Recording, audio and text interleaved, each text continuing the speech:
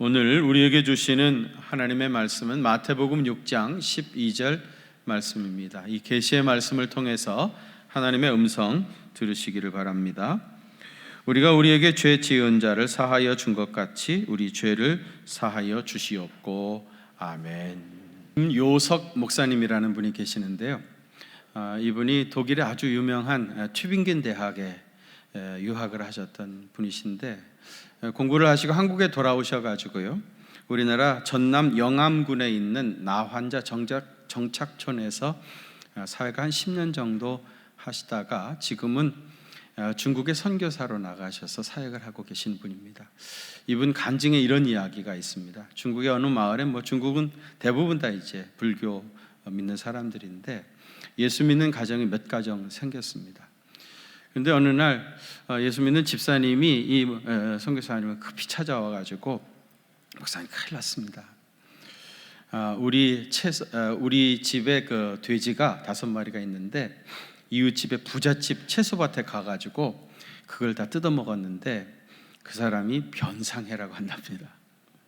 변상하라고 한답니다. 그럼 변상해드려야죠. 어떻게 하랍니까? 돼지 5마리 다 달라고 한답니다. 아니 가서 채소밭에 채소 좀 뜯어먹었다고 돼지 5마리 다 달라고 하는데 목사님 어떻게 하면 좋을까요? 그러더래요. 선교사님이 그러면은 달라고 하는데 좀 억울하긴 하지만 다 주십시오. 그래야 사람들이 예수 믿는 사람들이 좀 다르긴 다르구나 그러지 않겠습니까? 예수 믿는 사람 다르다는 걸 보여주기 위해서라도 변상하면서 돼지 5마리 다 주세요. 집사님이 좀 억울하긴 하는데 어떡합니까? 목사님이 그렇게 하라니까 알았습니다. 그리고 돼지 5마리를 다 줬어요. 그리고 시간이 한참 흘렀습니다. 이번에는 또 집사님 흥분해가지고 달려왔어요. 목사님 이번에는 우리 집 채소밭에 그 부잣집 황소 7마리가 와가지고 다 뜯어먹었습니다. 할렐루야. 어떻게 하면 좋겠습니까? 그러니까 목사님 뭐라고 그랬겠어요?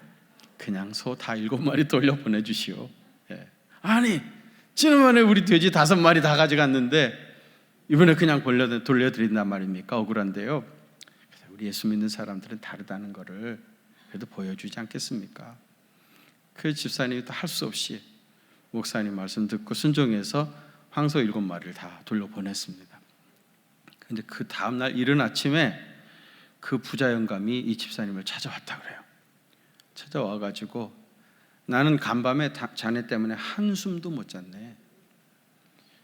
나는 황소 7마리 다 빼앗기게 되는 줄 알았는데 자네가 다 돌려줘가지고 자네의 그 선함 때문에 내가 하루 한숨도 자지 못했다고.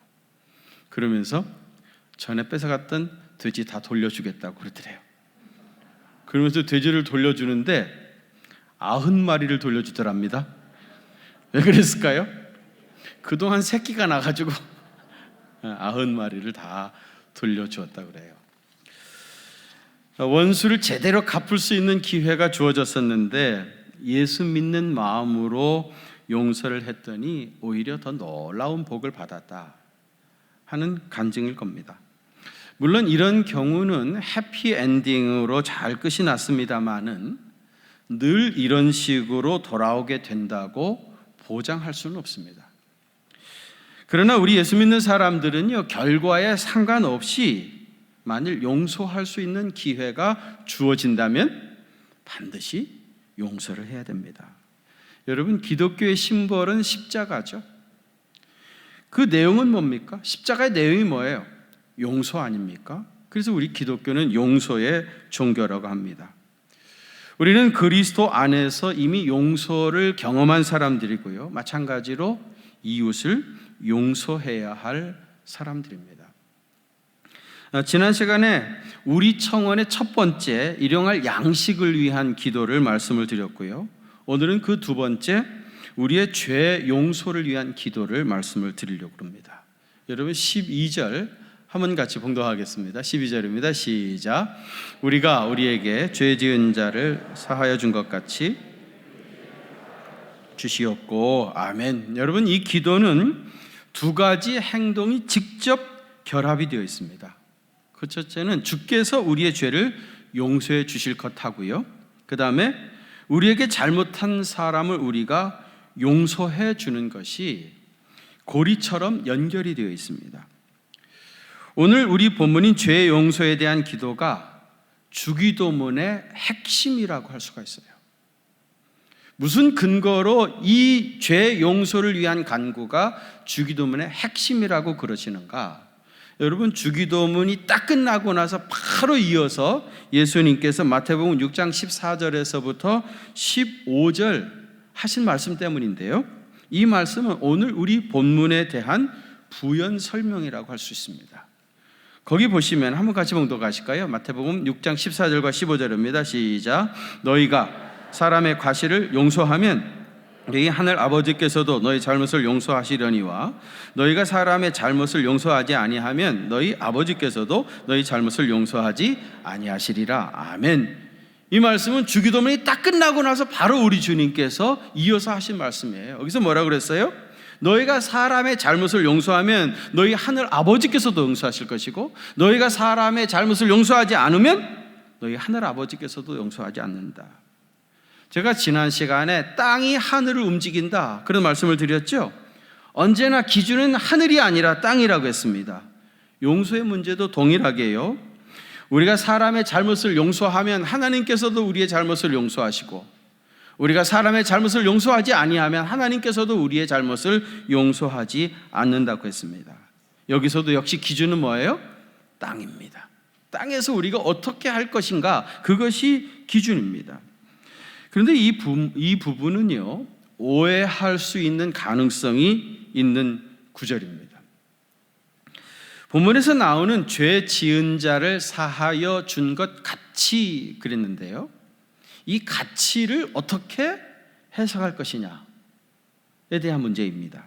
만약에 이 가치를 비율로 해석해 가지고요, 우리가 이웃을 이만큼 용서했으니까 하나님께서도 이만큼 용서해 주십시오 라고 해석을 한다든지, 아니면은 이 가치를 근거로 해석을 해가지고요, 우리가 이웃을 용서했으니까 하나님께서도 우리를 용서해 달라.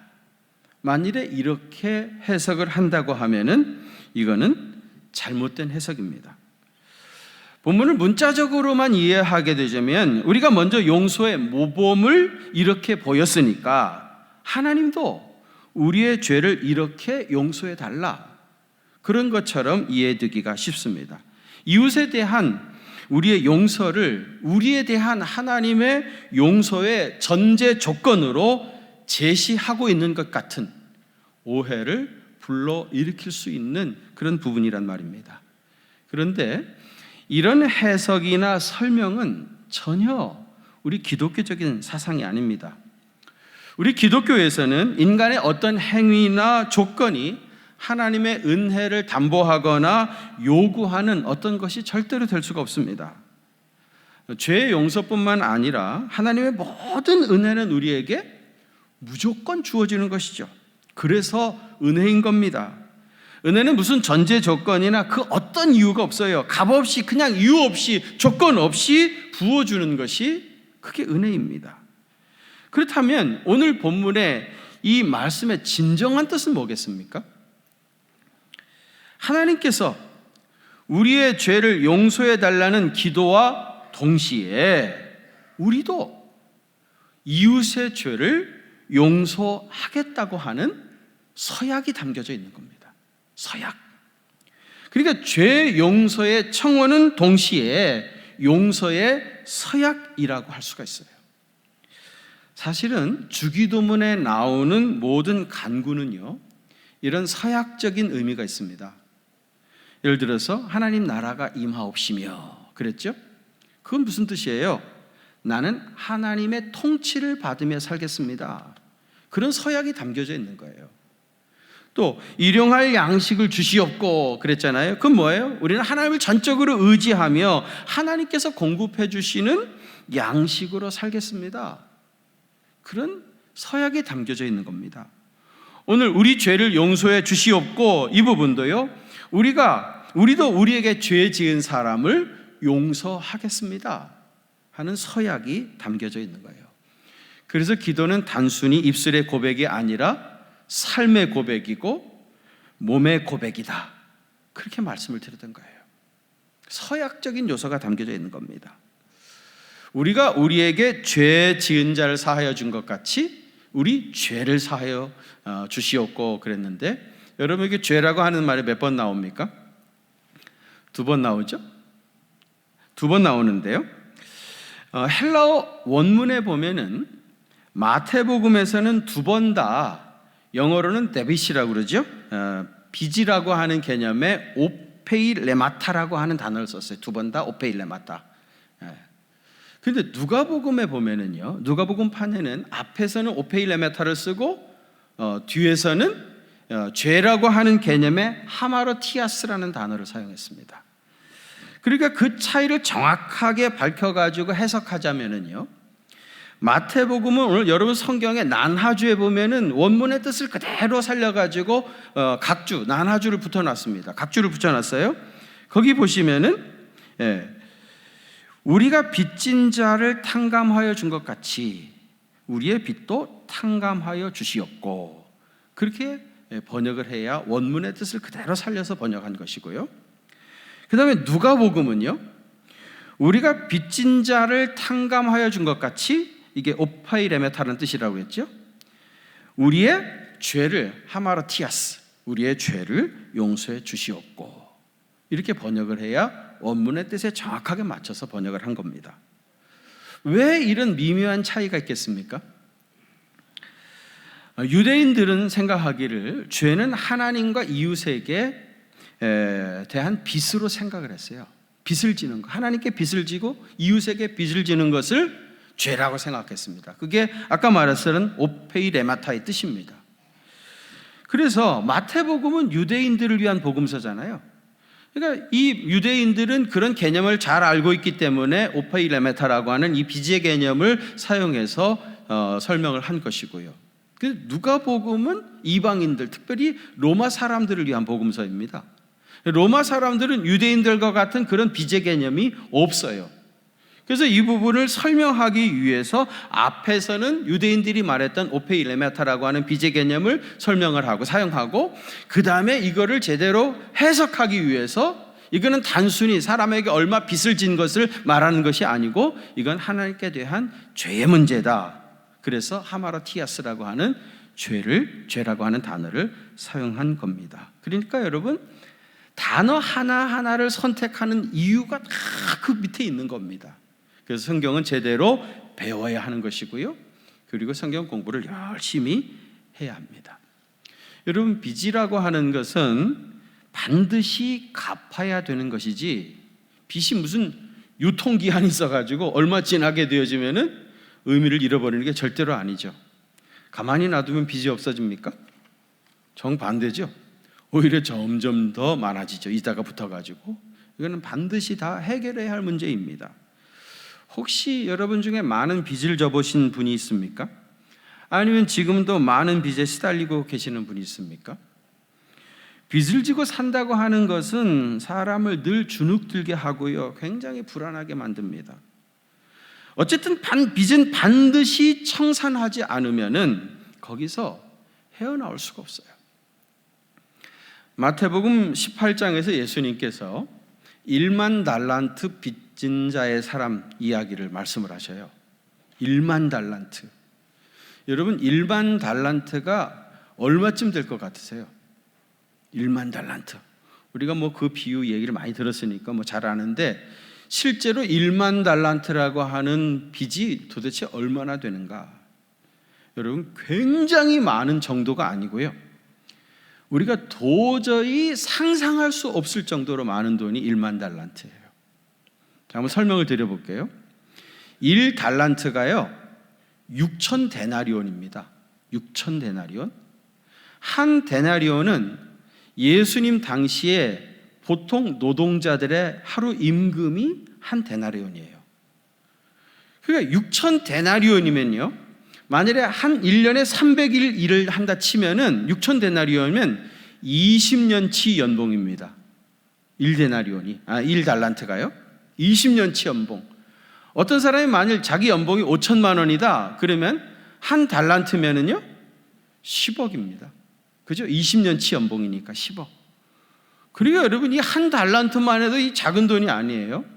그 예수님께서 달란트 비유를 하셨는데 어떤 사람은 5달란트 받았고 어떤 사람은 2달란트 받았고 누구는 1달란트 받았습니다.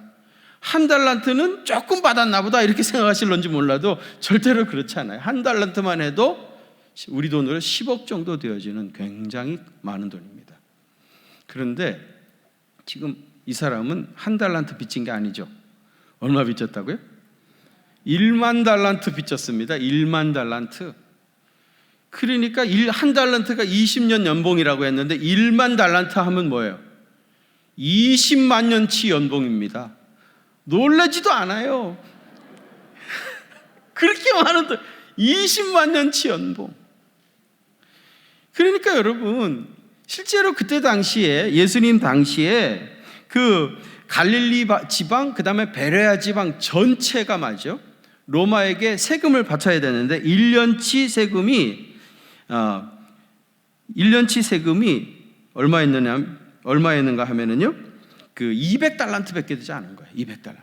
갈릴리 베레아 지방 전체 세금이 1년에 200달란트. 그 1만 달란트는요. 50년치 전체 세금을 빚진 겁니다.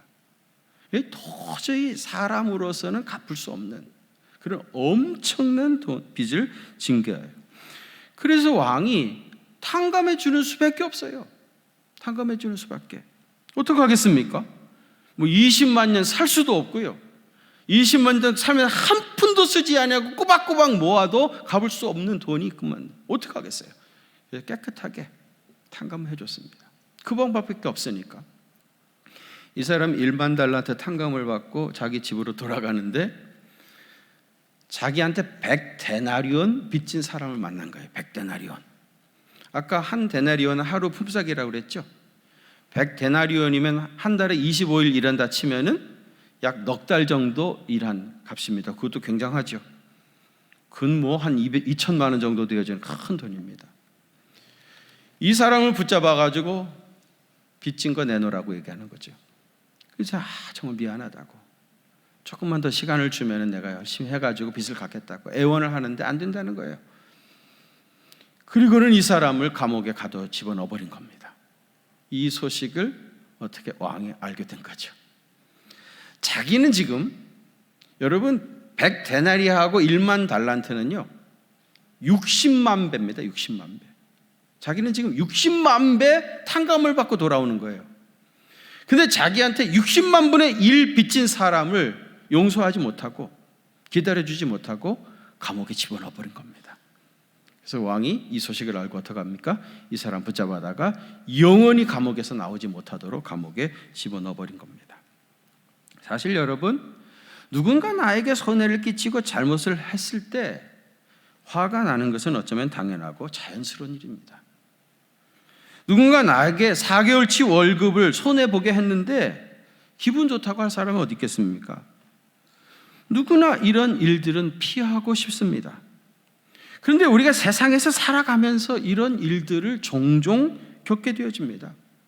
이런 경제적인 손실뿐만 아니라 여러 가지 감정적인 상처도 참 많이 당하게 되어져요. 나도 죄인이고 너도 죄인이니까 우리 서로 다 용서하고 지내자.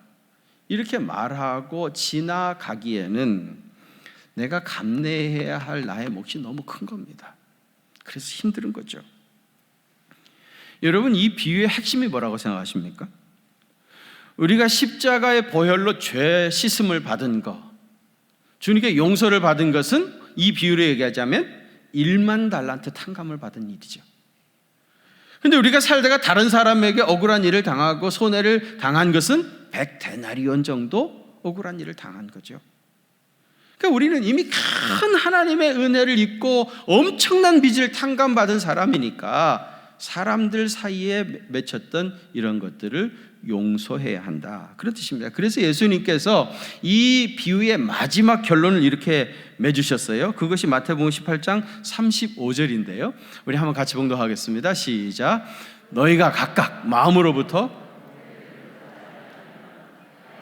아버지께서도 너희에게 이와 같이 하시리라. 아멘. 거기서도 보면 각각 마음으로부터 형제를 용서하지 않으면 하늘 아버지께서도 너희에게 이와 같이 하시리라. 용서하지 않겠다는 겁니다. 그러니까 여러분 기억하십시오. 이웃에 대한 용서가 전제되지 않은 용서 청원은 그건 헛된 겁니다. 산상보호는요, 천국 백성의 윤리라고 그랬죠.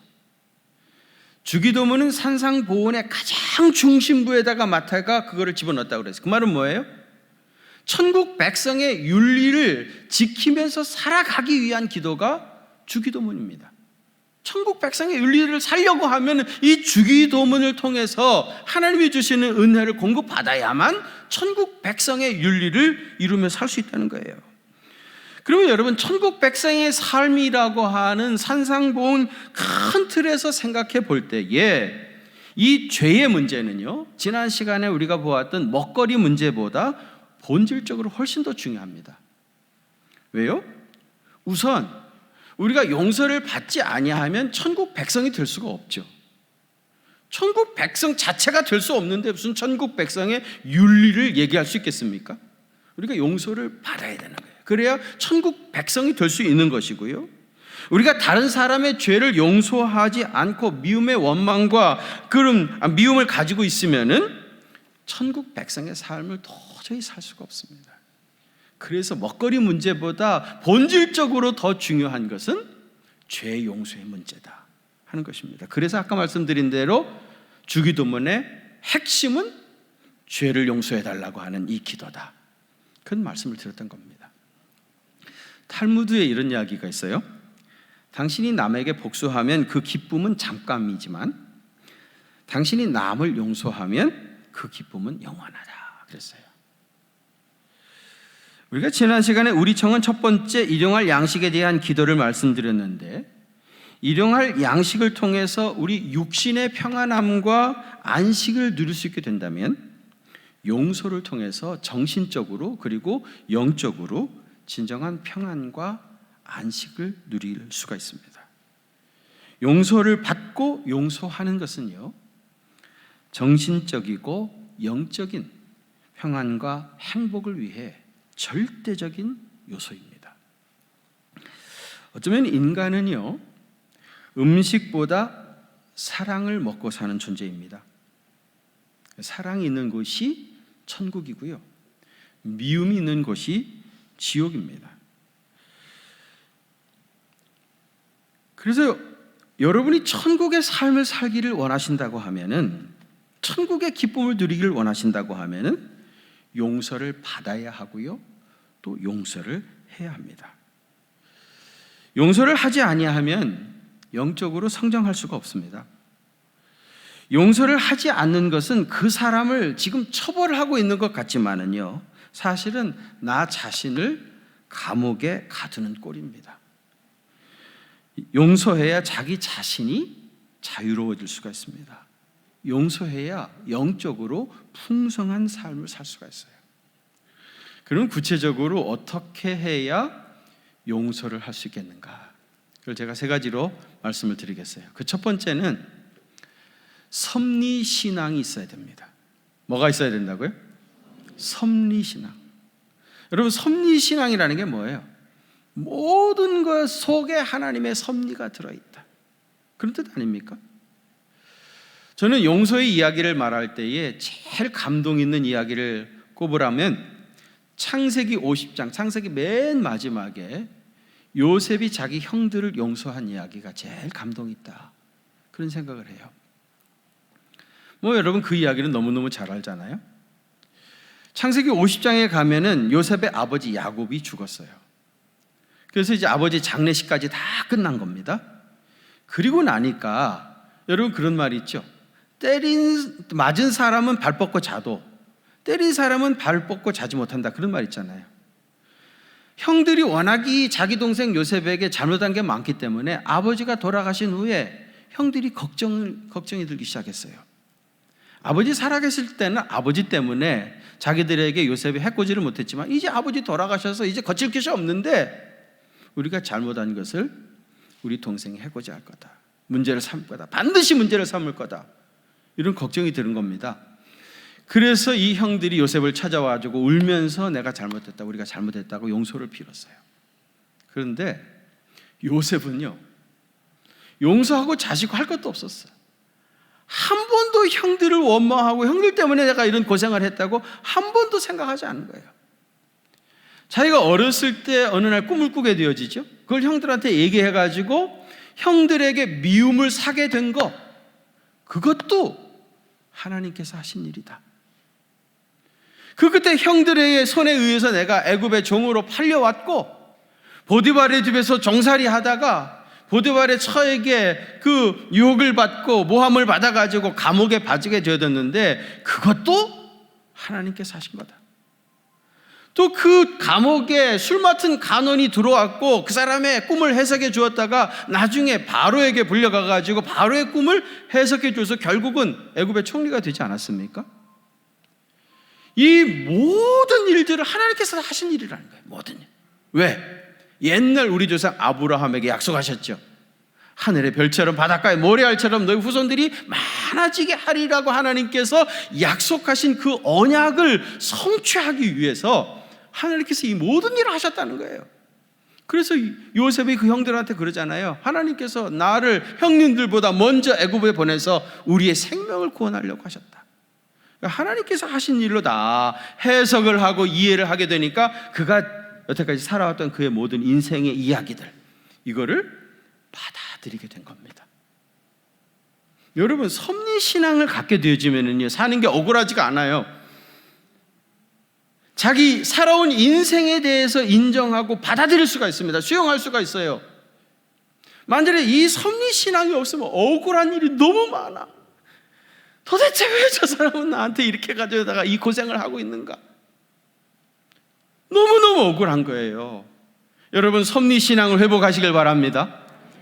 섭리신앙을 회복하면 내가 살아온 나의 인생의 모든 과정에 대해서 인정하게 되어지고 감사하게 되어지고 그걸 수용하게 되어져요.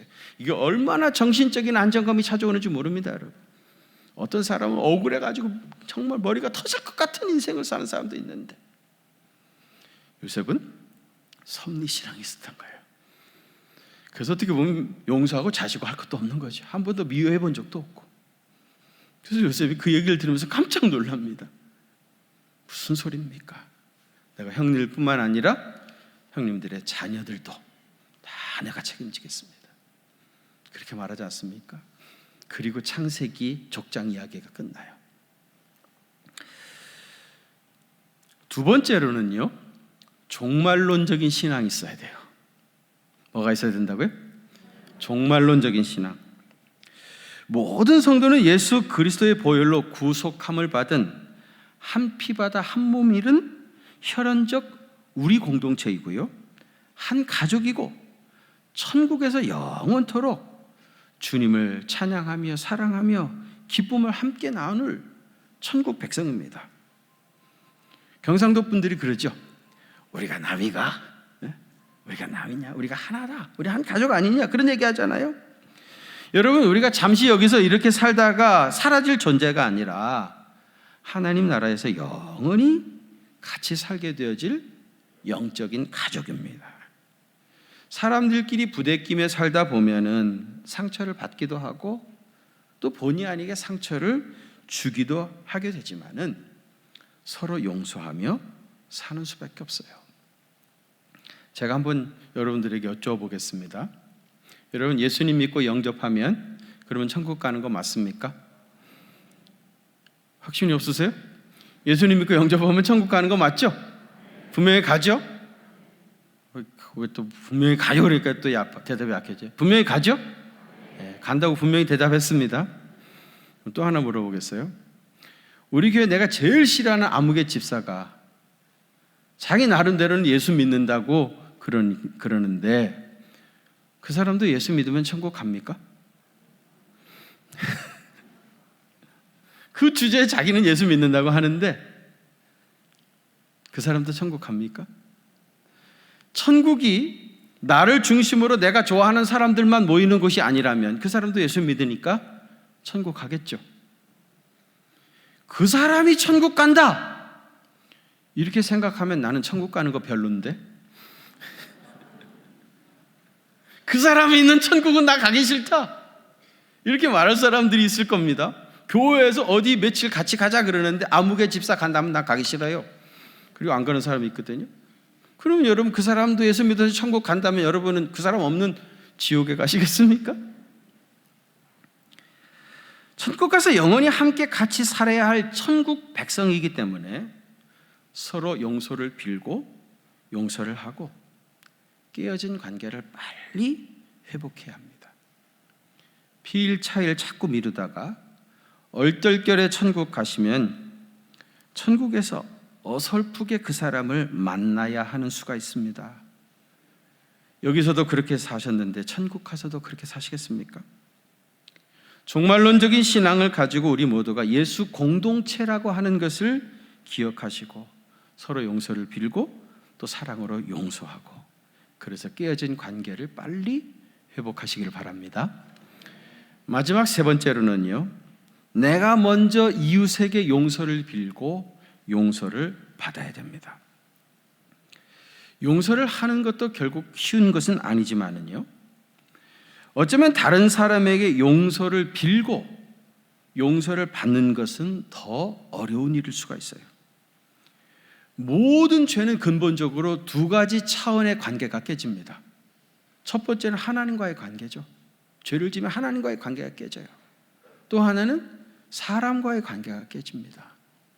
그래서 언제나 회개라고 하는 것은 하나님과의 깨어진 관계를 회복을 해야 되고요, 또 그 사람하고 깨어진 관계도 회복을 해야 이게 온전한 회개입니다. 우리가 어떤 문제가 있을 때 하나님 앞에 나와 눈물로 회개하면서 기도하는 일들이 많이 있어요. 그건 어떻게 보면 쉬워요. 왜냐하면 우리가 자백하나 말거나 이미 하나님이 다 알고 계시고, 그리고 우리 하나님 너무 사랑이 크신 분이기 때문에 어떤 죄를 지었다 할지라도 자백하고 인정하면 다 용서해 주시잖아요. 그래서 하나님과의 깨어진 관계를 회복하는 것은 그렇게 어렵지 않습니다. 문제는 사람하고 깨어진 관계를 회복하는 게 쉽지 않아요. 그래서 여러분, 다 회개했고 그리고 하나님께서 용서해 주셨다, 그런 확신도 있었는데도 아직도 마음에 깨름직한 문제들 있잖아요. 그거는 사람과의 관계가 회복이 안 돼서 그래요. 그 사람과의 관계를 회복하지 않으면은 거기서 벗어날 수가 없습니다. 여러분, 입장을 한번 바꿔놓고 생각해 보세요. 누군가 내게 찾아와 가지고, 집사님, 내가 잘못했어요.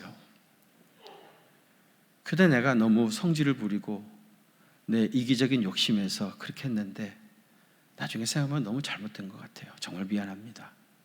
날 좀 용서해 주십시오. 그렇게 얘기하면 누가 용서 못 하겠습니까? 아, 그래요. 사실 다 우리가 허물이 많은 사람들이고 나도 온전한 사람도 못 되는데 내가 용서해야죠, 당연히. 내민 손 붙잡고 다 용서하죠. 그러지 않습니까? 사실은 그것 때문에 나도 너무 오랫동안 힘들었는데 이렇게 찾아와 주셔서 너무 고맙다고, 감사하다고, 그걸 다 용서하고 화해를 하게 돼요. 누군가가 먼저 찾아와가지고 자기 잘못을 인정하게 되어지면 다 용서할 수 있는데, 깨어진 관계를 회복할 수 있는데, 그런데 문제는 내가 먼저 찾아가는 거는 이게 쉽지가 않은 거예요. 내가 먼저 찾아가서 잘못했다고 손을 내미는 거는 이게 절대로 쉽지가 않아요.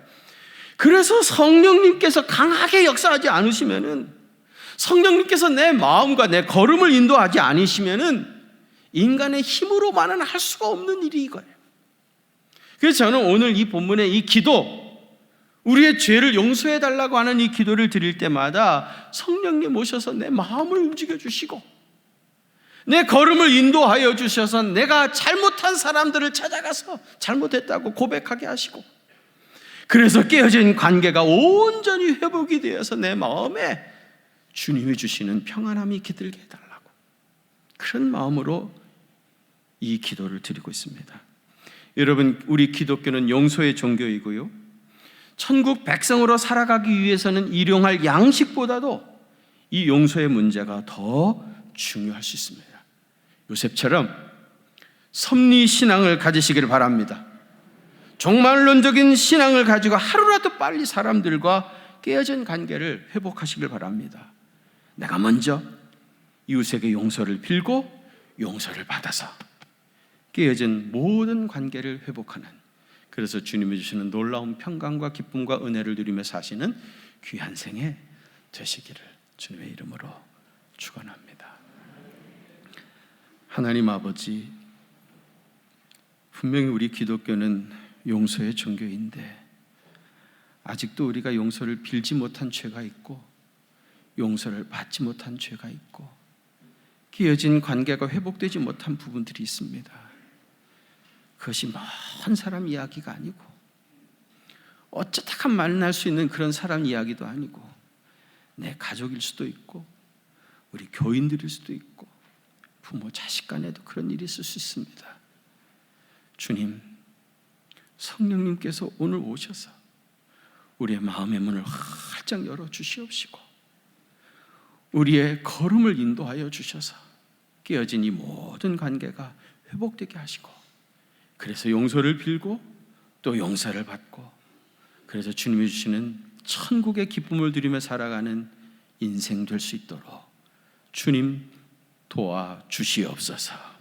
이제는 우리 구주 예수 그리스도의 그 크신 은혜와 하나님 우리 아버지의 무한하신 사랑하심과 성령님의 위로하심과 교통하심이 우리 경기중앙교회 사랑하는 성도들과 또 저들의 가정과 그 생업의 현장들 위에 또 북한에 있는 우리 동포들 위에 그리고 전 세계 모든 나라의 백성들 위에 이제로부터 영원토록 함께 계시옵기를 간절히 축원하옵나이다.